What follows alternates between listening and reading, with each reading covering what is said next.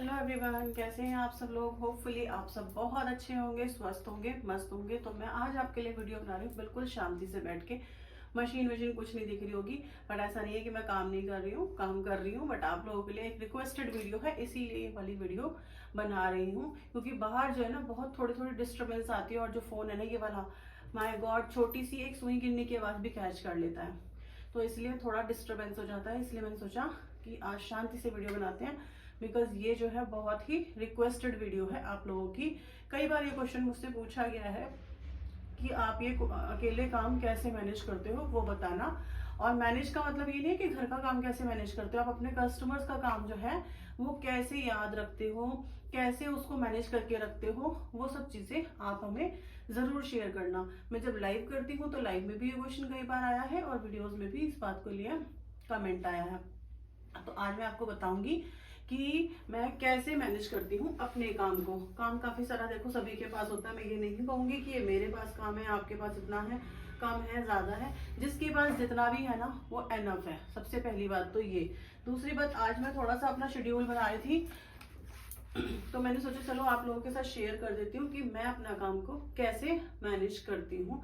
Hopefully आपके लिए जो है वो थोड़ी सी हेल्पफुल वीडियो हो। वीडियो को पूरी देखना, एंड तक देखना। अच्छी लगे तो लाइक शेयर सब्सक्राइब जरूर करके जाना। और अगर किसी और आपके फ्रेंड्स या फैमिली मेंबर्स को ऐसी वीडियोस की जरूरत हो तो उन्हें शेयर भी जरूर करना। जो लोग मुझे पहले से देखते आ रहे हैं, मेरे पुराने फ्रेंड्स हैं, मेरे पुराने सब्सक्राइबर, नहीं बोलती हूँ मैं ज्यादा, फ्रेंड्स वर्ड से यूज करती हूँ। जो मेरी प्यारी प्यारी बहन है वो फटाफट से लाइक कर दो वीडियो को, बिकॉज आपके लाइक मेरे लिए बहुत इंपॉर्टेंट होते हैं। आपको पता है ना कि आपके लाइक से मुझे कितना मोटिवेशन मिलता है। तो आप सबसे पहले वीडियो को लाइक कर दो।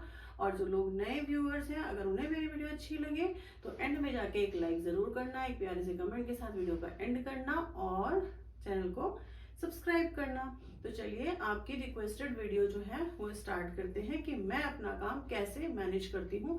एक्चुअल में कल तक मैं काम कर रही थी, तो मेरा जो थोड़ा थोड़ा बर्डन वाला काम होता है ना, सभी के पास होता है, वो थोड़ा सा खत्म हो गया था। तो खत्म हो गया था इन द सेंस कि जो अर्जेंट अर्जेंट वाला था, अभी देना है, अभी चाहिए, ये सब चीजें जो है वो खत्म हो गई थी। तो मैंने सोचा कि मेरी डायरी जो है ना वो भर भी गई थी। कि देखो मेरे ना स्कूल के बच्चों की डायरी है, मैं आजकल वही यूज कर रही हूँ।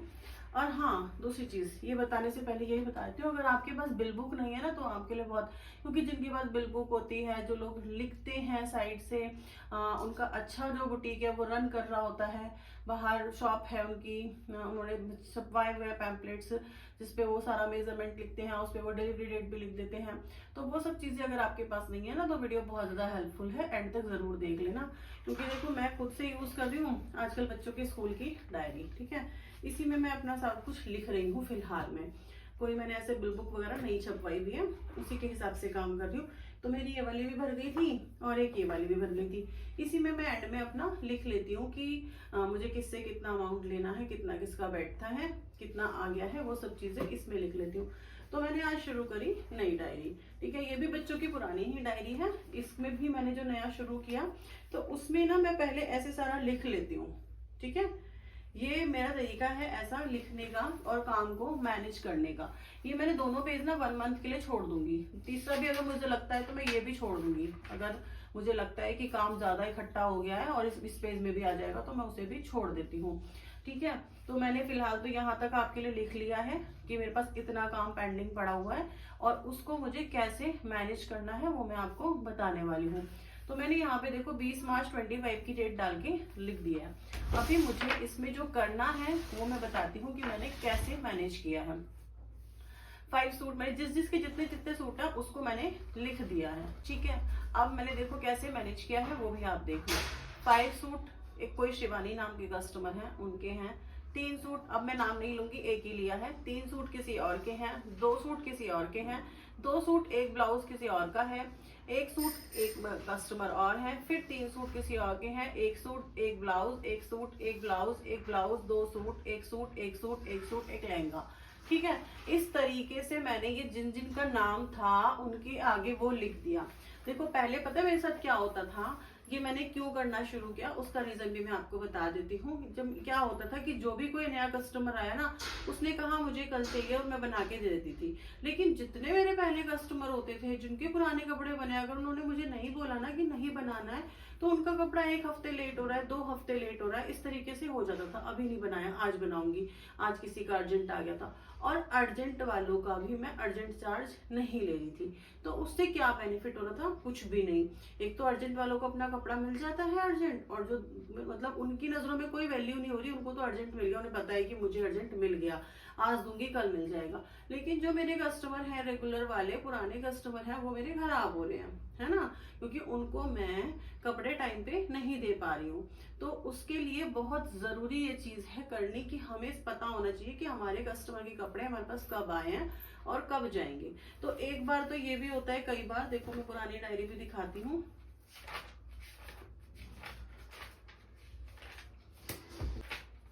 देखो, अगर मुझे कई बार ऐसे भी लिखना होता है और मैं ऐसे भी लिख लेती हूँ, ठीक है, दोनों चीजें बताती हूँ। यहाँ पर मैंने एक कस्टमर है मेरी रेनू, उनका मेजरमेंट सारा लिखा, चेस्ट वेस्ट जो भी मुझे लिखना था, वट एवर, ब्लाउज सूट जो भी लिया है मैंने उसके अकॉर्डिंग लिखा। और यहाँ पर उन्होंने मुझे बोला 22 तारीख को चाहिए मुझे। मैंने बोला ठीक है भाई, 22 मार्च को हम उनकी डिलीवरी कर देंगे। तो एक तो ये वाला तरीका हो गया था मेरा, ऐसे लिख लेती थी ताकि जब मैं उसका मेजरमेंट देखूं तो मुझे समझ में आ जाए कि मैं इस डेट को उनको मुझे देना है। क्योंकि भाई एक लेडी हूँ, बहुत सारे काम होते हैं, कई बार दिमाग से स्किप भी हो सकती है वो चीजें, तो आपको वो प्रॉब्लम क्रिएट करती हैं, उसलिए उसका थोड़ा ना सोल्यूशन निकालना पड़ता है। दूसरा तरीका ये वाला है, तो ये मैंने सब लिखा और उसके बाद जिस दिन आया ऊपर मैं एक कॉलम बना देती हूँ कि मैंने इस दिन ये रिसीव किया है और इस दिन इसकी डिलीवरी डेट है। यहाँ मैंने इसलिए नहीं लिखा है क्योंकि यहाँ पे मैंने सिर्फ ऐसे सूट लिखे हैं कि 5 इसके सूट है, 3 इसके सूट है, तो ये मैं आज से स्टार्ट कर रही हूँ, तो मैं आज ही आपके लिए वीडियो बना रही हूँ। अगर मेरे पास जिस टाइम आते हैं, जैसे अब यहाँ पर कोई भी एंट्री आएगी तो मैं यहाँ लिखूंगी रिसीव कब हुआ और यहाँ लिखूंगी कि डिलीवरी उसकी कब है। तो मैं इसको पर डे देखती हूँ, पर डे मुझे देखना है कि मेरे पास इतना काम था और उसके अकॉर्डिंगली मुझे किस किस को कब कब क्या क्या देना था, ठीक है। दूसरी एक चीज और करती हूँ कि ये तो हो गया मेरा ये वाला कि भाई कब कितना काम आया और कितना मुझे देना है। दूसरा मैं एक काम जो करती हूँ वो है वीकली का मैनेजमेंट।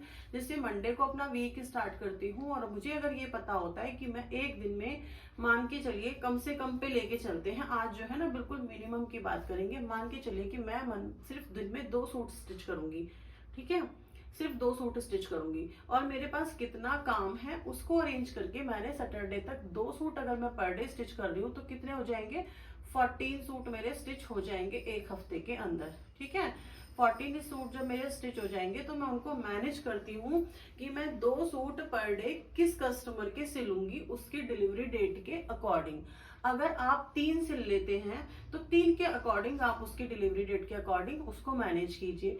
4 सिलते हैं, 5 सिलते हैं, जितने भी सूट आप सिलते हैं, मैंने आपको पहले ही बताया मैं बिल्कुल लोअर लेके चल रही हूँ, तो मैंने 2 सूट के हिसाब से आपको एग्जाम्पल दिया है। लेकिन आप जितने भी सूट सिलते हैं उसके अकॉर्डिंगली आप उनके डिलीवरी डेट के अकॉर्डिंग वो एक वीक में पूरा मैनेज कर लीजिए। विश्वास करके चलिए कि आपके कस्टमर कभी भी डिले नहीं होंगे अगर आप उसी के अकॉर्डिंग काम कर पाएंगे तो। और मैं तो ये कहती हूँ अगर आपको ये भी करना है ना कि आपका एक दिन थोड़ा फ्री होना चाहिए या आज हम इतना काम नहीं कर पाएंगे, मान के चलिए आपने 5 डेज 5 सूट्स के या 5 ब्लाउज के अकॉर्डिंगली अपना चार्ट बना लिया और आपको लगता है कि मैं इस दिन 3 ही स्टिच कर पाऊंगी, मुझे कुछ काम है ना, तो उस 3 को जो 2 बचते हैं ना उनको किसी और दिन में एडजस्ट कर लीजिए या फिर 4 के अकॉर्डिंग पूरा वीक एडजस्ट कर लीजिए। दोनों चीजें आप कर सकते हैं, या तो उन 2 को निकाल के किसी एक दिन 6 सिल दीजिए, किसी दूसरे दिन 6 सिल दीजिए, या फिर पूरे वीक में ही 4 के अकॉर्डिंग कंप्लीट कर लीजिए, अपने बर्डन को कम कर दीजिए ताकि आप ज्यादा से ज्यादा काम कर पाए और आपकी मेंटल प्रेशर ना हो। और ये चीज बहुत ध्यान रखने वाली बात है कि आप अपना काम बर्डन लेके बिल्कुल भी ना करें। मेंटल प्रेशर बहुत ही ज्यादा जरूरी चीज है, आप उसका ध्यान बिल्कुल रखें, वो आज नहीं कल आपको दुख देना ही होता है। इसीलिए मेंटल प्रेशर लेके कोई काम ना करें, जो भी हो जितना एडजस्ट हो पाए उतना काम अच्छे से करें और अपनी स्पीड के अकॉर्डिंगली अपना काम करें। मैं अपना एक सूट प्लाजो वाला 1 घंटे के अंदर दिखा देती हूँ, आपको लाइव में भी बना के दिखा देती हूँ। 25 मिनट के अंदर ब्लाउज स्टिच हो जाता है। हार्डली लाइनिंग वाला ब्लाउज, ये तो विदाउट लाइनिंग की बात है, विदाउट लाइनिंग ब्लाउज तो आजकल बहुत ही कम स्टिच होते हैं। तो मेरा जो लाइनिंग वाला ब्लाउज है ना, अगर उसमें कुछ और डिजाइन थोड़ा बहुत इधर उधर काम है तो हार्डली 35 मिनट्स के अंदर स्टिच हो जाता है। तो मान के चलिए कि आपको 5 ब्लाउज बनाने हैं, तो आपने सुबह सारे कट कर लिए 5 ब्लाउज, तो अगर आप बैठेंगे तो आप 3 घंटे के अंदर सारे ब्लाउज बना देंगे और आपको पता भी नहीं चलेगा कि आपके ब्लाउज बन गए हैं। उसके बाद वो ब्लाउज अपने तुरपाई पे भेजो, पूरे दिन अपना जो काम करना है वो करो और उस माइंड को बिल्कुल फ्रेश रखो। क्योंकि अगर प्रेशर होता है ना तो विश्वास कीजिए हमारा नेक्स्ट डे बिल्कुल खराब हो जाता है। इसीलिए मैं हमेशा वीकली प्लान भी करती हूँ और मंथली तो मेरा इस तरीके से चलता ही रहता है। जैसे पता है, मैं दिखाऊँ आपको, एक ही कस्टमर है रेनू, ये न्यू कस्टमर है, इनके जो कपड़े हैं अब भी पड़े हुए मेरे पास में, तो जो वो कपड़े सिलने के लिए आए हैं उनकी डिलीवरी है 10 अप्रैल तक उन्होंने बोला है हमें सारे दे देना। और एक उनको 22 को भी चाहिए, तो जो उनको 22 को चाहिए मैंने उसको अलग लिखा है कि एक ब्लाउज है वो 22 को देना है, बाकी जो और सूट और ब्लाउज है वो उनको 10 अप्रैल तक चाहिए, है ना। तो उस बीच में अपना एडजस्ट करके मैं उनके सारे कपड़े जो है वो पूरे रेडी कर दूंगी। आपको ये ट्रिक कैसी लगी, आपको मेरा तरीका कैसा लगा है, अगर आप इसको फॉलो करना चाहते हैं तो जरूर फॉलो करके देखिएगा। और अगर आपको इससे थोड़ा सा भी बेनिफिट होता है तो मुझे कमेंट करके जरूर बताइएगा कि आपकी ट्रिक अच्छी थी, आपने ऐसे फॉलो किया और हमें उससे बहुत बेनिफिट हुआ या जरूर भी है। देखो, जो काम करता है उस समझ में आ जाता है कि ये ट्रिक कैसी है और कैसा काम करेगी। तो आपको जैसी भी लगी है ना, मुझे कमेंट में जरूर बताना। अगर हेल्पफुल है तो वीडियो को शेयर करना, लाइक करना और चैनल को सब्सक्राइब करना।